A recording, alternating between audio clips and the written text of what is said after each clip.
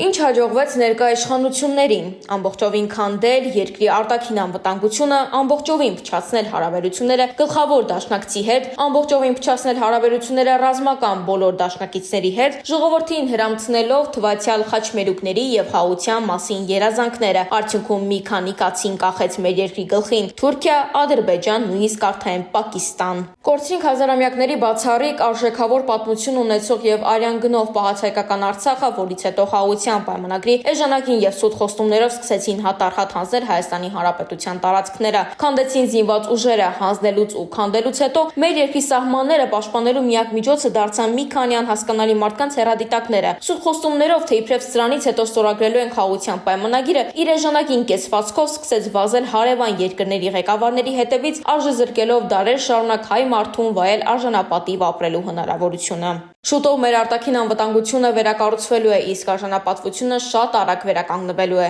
Պայքարելու ենք, շարունակելի։